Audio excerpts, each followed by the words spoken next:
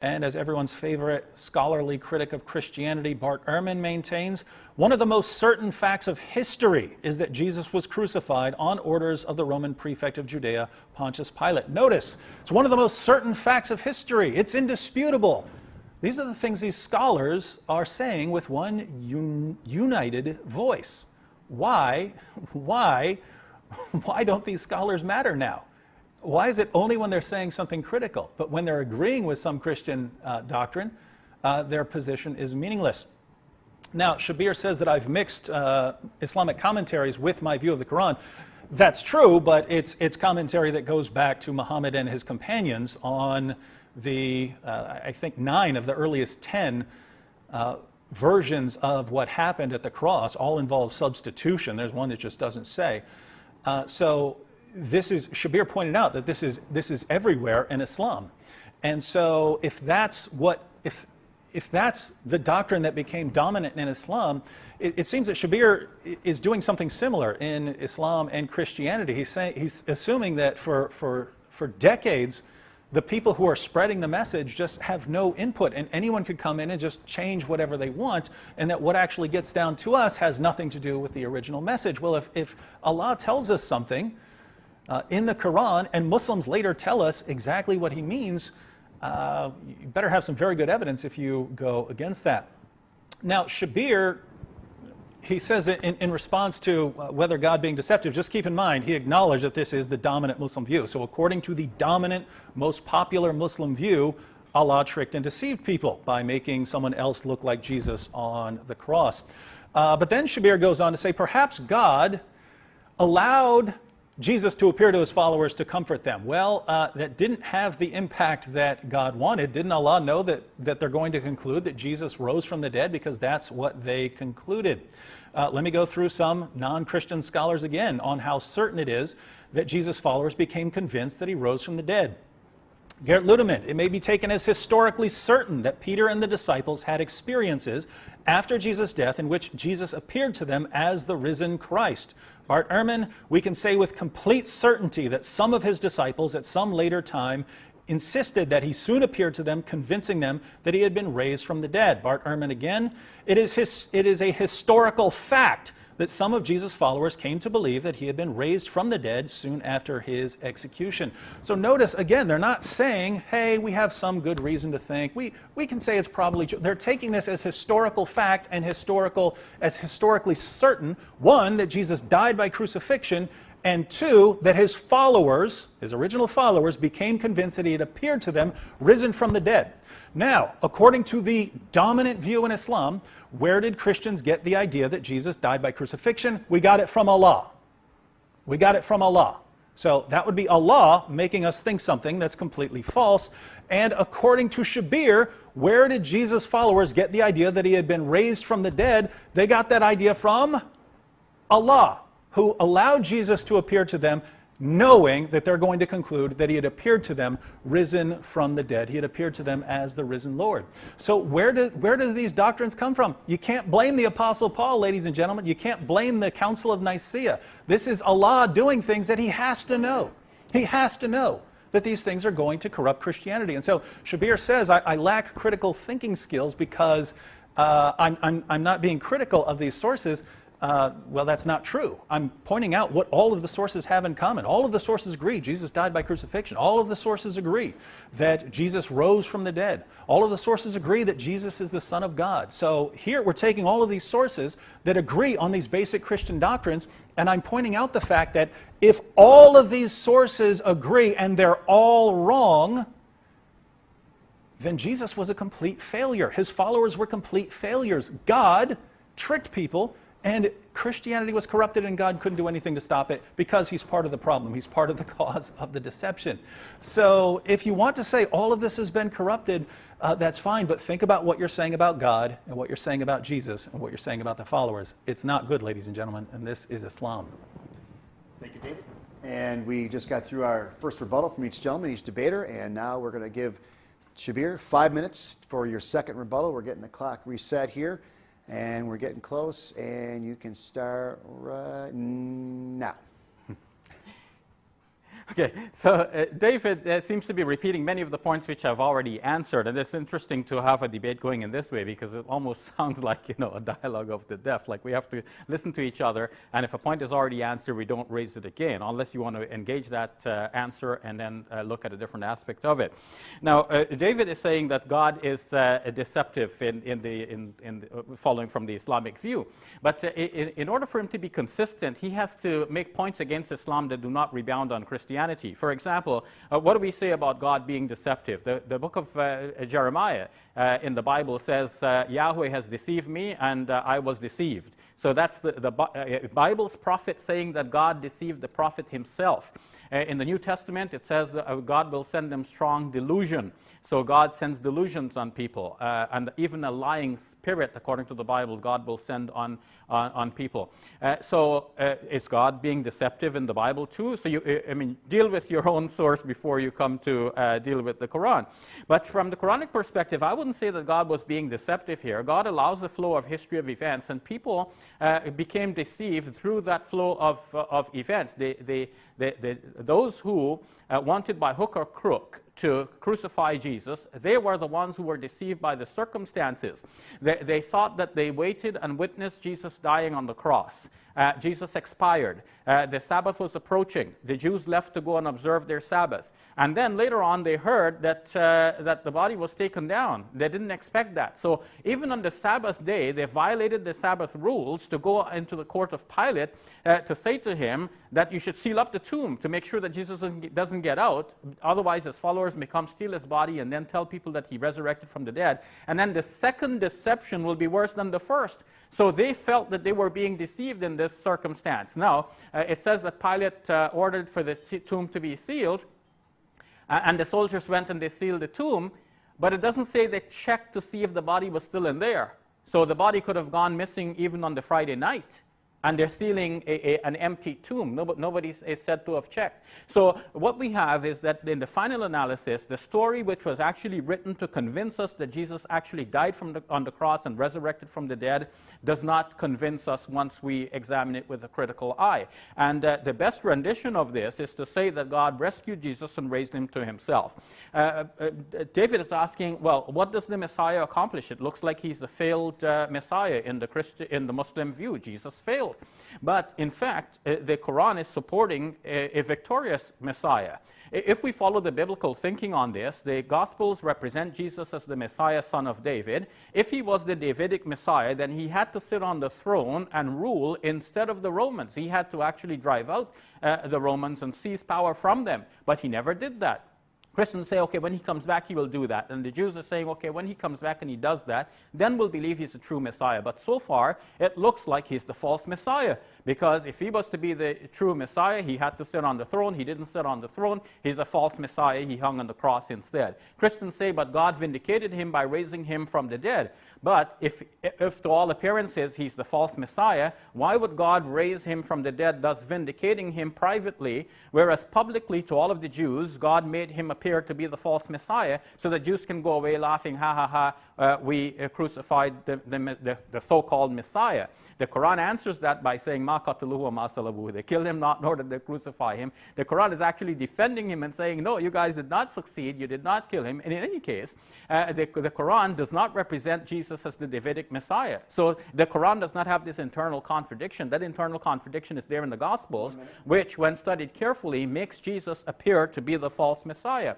Now, why do I not agree with all of these scholars when they say that Jesus definitely died by crucifixion? These scholars are, I agree with them from a historical point of view. This is what historians have to say.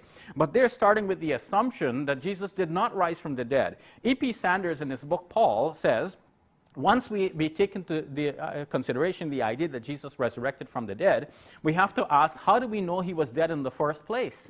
And that's the problem for Christianity. See, all these historical scholars, whether Ludemann or Crossan, they're starting with the assumption Jesus was dead and buried, and perhaps his body was eaten by dogs, and that's the end of him. No resurrection from the dead.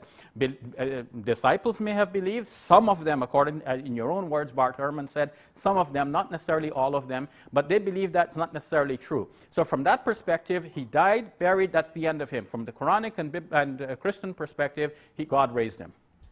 Thank you, Dr. Shbir. David, we have 5 minutes for your second rebuttal. All right, now Shebir draws attention to deception of God in the Bible as if this would be a parallel problem. But I mean, if you actually read what Jeremiah is saying when he says, God, you deceived me, is he's convinced based on God's promises that God is going to rescue Israel. And then he finds out it's not happening. It's not happening. Israel is crumbling. And he says, God, you deceived me, right? Many Jews would have said the same thing. We thought we're going to be your people forever, and look what's happening to us. So not the same thing as God making people think that Jesus died by crucifixion and then making people think that he rose from the dead by allowing Jesus to appear to them, as Shebir claimed. Now, towards the end there, Shebir was making an interesting point about the Messiah and how this is a problem for Christianity, but not for Islam. This is actually a huge, massive problem for Islam just based on the word gospel, just based on the word Injil. Injil is a transliteration of the Greek term euangelion, right, which means good news. But in the first century, it had a particular meaning in its Jewish context, and in its Greek context, it's actually a technical term. In its Greek context, euangelion had two basic meanings. One, a new king had risen to power. So they would use this when a new Roman emperor took over, because this is the king who's going to bring peace. And when a huge military victory had been won. So, for instance, if they conquered the barbarians, the good news that peace had been brought to the Roman Empire by this victory. In its Jewish context, it referred to God returning to his throne, or God bringing his people out of captivity. So this is the use of the good news, the gospel, the euangelion, the Injil. Now, notice how all of those different meanings fit the Christian view perfectly. They all fit the Christian view, right? Jesus wins this huge victory over sin and death. Jesus is the Davidic Messiah enthroned. He says that all authority in heaven and on earth had been given to him. He brings his people out of captivity by his sacrifice for their sins. And now, again, since he is the divine Son of God, when he returns, when he takes his throne, that is God becoming enthroned over Israel. So all of these meanings of the term Injil fit the Christian doctrine perfectly. Guess what? They don't fit Islam at all. How are people being rescued from captivity by the Islamic view? Through what Jesus did, through what he brought. What tremendous victory was won? Again, this is a military-like victory. What happened? What new king has been enthroned? None of this fits the Islamic view. And this goes back to the problem we've seen before. Allah just doesn't know what we mean by Son of God. Allah doesn't know what we mean when we say Trinity. Allah responds to all of these things, and even the very term that's used to describe the revelation Jesus brought doesn't make sense. Why? Because Allah doesn't know what it means. The author of the Quran has no clue what we mean by these basic things. And if the point isn't clear here, just imagine my Muslim friends, that someone comes along and he claims to be a prophet, and he says, hey, I'm talking about the Quran, but the Quran is not something that is to be recited ever. You must never recite the Quran. The Muslim response would be, what are you talking about? The word means recitation. How can it not be something that's meant to be recited? You would think that this prophet has no clue what he's talking about because he doesn't even understand the meaning of the word. That's how it is with Allah coming and telling us, yes, Jesus brought the Injil. Oh, okay, so he brought us this tremendous victory about a new king being enthroned, releasing his people from captivity, and the Lord returning to reign over his people. None of that fits Islam. So I conclude that the author of the Quran had no clue what he's talking about. And by the way, going back to the point about the deception, Shebir is saying, God says that he can send people a delusion. Oh, of course. That's true in Christianity and Islam. The difference is in Islam, who's being led astray here? Who's being led astray by what Allah is doing when he makes people believe that Jesus died on the cross and then he lets Jesus appear to his followers? It's historical fact that Jesus' followers became convinced that he died on the cross for their sins and that he rose from the dead. That is a historical fact according to scholars from across the theological spectrum. Where did they get those ideas? According to Islam. According to Islam, they got those ideas from Allah, so it's Jesus' followers who are becoming deceived by what Allah is doing. David, we'll let you start. All right, well, the question before us is, was Jesus a prophet of Islam? According to our records, Q would be the exception. That's because Q was supposedly a sayings document. But everything that's actually giving us the history of Jesus, everything agrees Jesus died on the cross for sins, rose from the dead, that he is Lord, that he's the divine Son of God. So this is what we find when we go to all of our sources. And if we consider the Islamic response, well, we find that Allah is the one who convinced people that Jesus had died by crucifixion, by disguising someone, according to the mainstream Muslim view. Shebir is one of the few exceptions who says otherwise. But then we have that Allah deceives people into thinking, well, okay, he allowed Jesus to appear to his followers, but if Allah is all-knowing, he knows how this is going to be interpreted by Jesus' followers. They interpret it to mean that Jesus has risen from the dead. So belief in Jesus' death and resurrection are from Allah. So the only other thing we have is Jesus' claim to be divine as far as the core of the Christian gospel. So the core of the Christian gospel tells us that Jesus is Lord, that he's the Son of God. And the Muslim response is, well, there's massive corruption of text. Shebir wants to know what happened in these intervening years. Well, during that time, as any scholar of the first century can tell you, oral tradition was respected more than a written document, right? Give you a written document versus someone who's there telling you what happened. The person telling you what happened is much more respectable. And so this is the time when Jesus' followers are going out preaching. They eventually would write it down it would be written down in texts, but during the time of the apostles, they're going to go out and preach. So what's happening during this time? The apostles are going out preaching, their message is being carried on, and then that's the material that gets incorporated into the Gospels. If you say that by the time the Gospels are written, everything has been corrupted, what do you have? You are forced to say that these disciples were completely incompetent, that the true followers of Jesus who spread their message, that Allah just didn't protect it.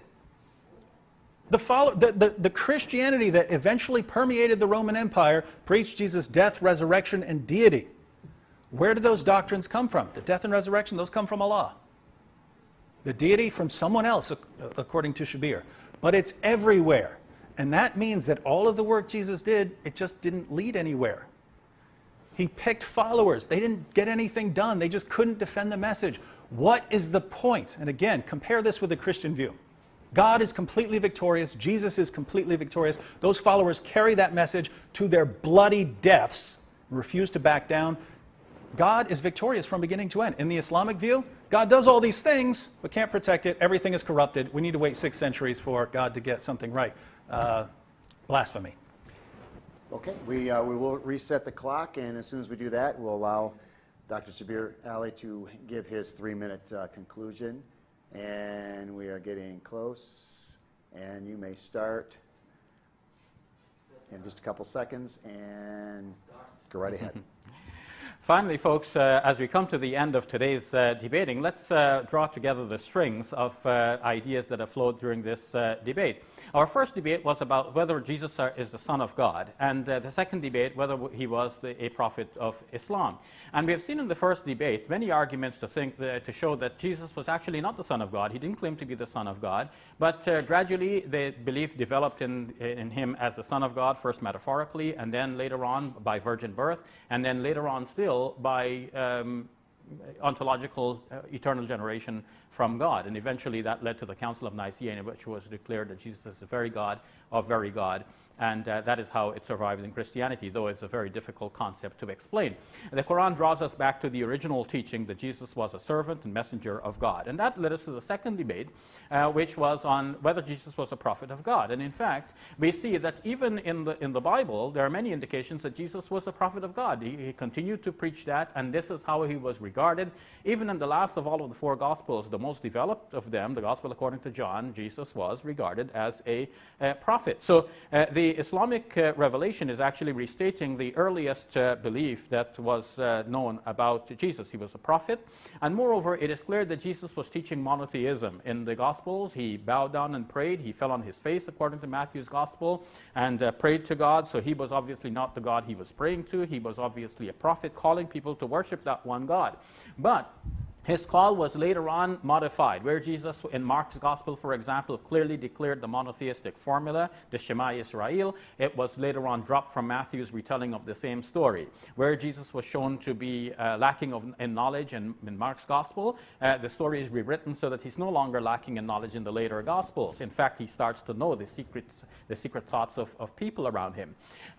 So there's a development in the story. Similar to with the resurrection of Jesus from the dead, the story is later on written and rewritten in order to convince us that Jesus rose from the dead. But once we go back to it with a critical eye, we see the loopholes and realize that, for example, nobody checked to see if his body was still in the tomb. And perhaps his body had already been raised to heaven if we take the Muslim belief.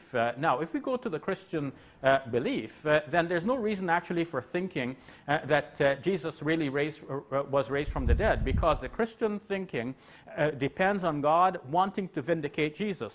But since, to all appearances, Jesus already appeared to be the false Messiah, not by a reinterpretation. Later on, Christians will say, okay, gospel means this, and therefore Jesus still fulfilled the requirement of preaching the good news. But going by the initial expectation that he should rule on the throne of David, he didn't so rule temporarily. Therefore, he appeared to be the false Messiah. It is only Islam that rescues belief in him and makes it possible to believe that Jesus was a prophet and the true Messiah of God. Thank you. Thank you, gentlemen.